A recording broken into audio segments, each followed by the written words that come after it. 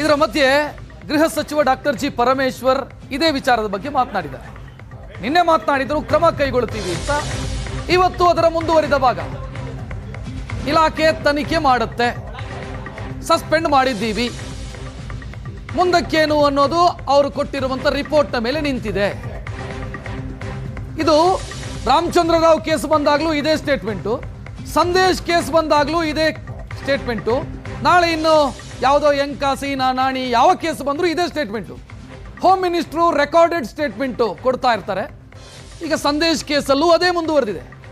ಕ್ರಮ ಕೈಗೊಳ್ತೀವಿ, ರಿಪೋರ್ಟ್ ಬರುತ್ತೆ, ನೋಡೋಣ ಮಾಡೋಣ.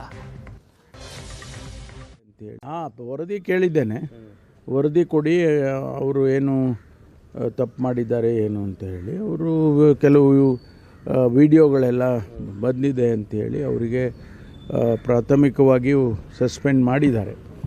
ಮಾಡಿ ಎನ್ಕ್ವೈರಿ ಮಾಡ್ತಾರೆ, ಡಿಪಾರ್ಟ್ಮೆಂಟಲ್ಲಿ ಎನ್ಕ್ವೈರಿ ಆಗುತ್ತೆ. ಅದರಲ್ಲಿ ಏನು ಬರುತ್ತೆ ಅದ್ರ ಮೇಲೆ ಕ್ರಮಗಳಾಗ್ತವೆ. ವರದಿ ಕೇಳಿದ್ದೇನೆ, ವರದಿ ಕೊಡಿ, ಅವರು ಏನು ತಪ್ಪು ಮಾಡಿದ್ದಾರೆ ಏನು ಅಂತ ಹೇಳಿ. ಅವರು ಕೆಲವು ವಿಡಿಯೋಗಳೆಲ್ಲ ಬಂದಿದೆ ಅಂಥೇಳಿ ಅವರಿಗೆ ಪ್ರಾಥಮಿಕವಾಗಿ ಸಸ್ಪೆಂಡ್ ಮಾಡಿದ್ದಾರೆ. ಮಾಡಿ ಎನ್ಕ್ವೈರಿ ಮಾಡ್ತಾರೆ, ಡಿಪಾರ್ಟ್ಮೆಂಟಲ್ಲಿ ಎನ್ಕ್ವೈರಿ ಆಗುತ್ತೆ. ಅದರಲ್ಲಿ ಏನು ಬರುತ್ತೆ ಅದ್ರ ಮೇಲೆ ಕ್ರಮಗಳಾಗ್ತವೆ.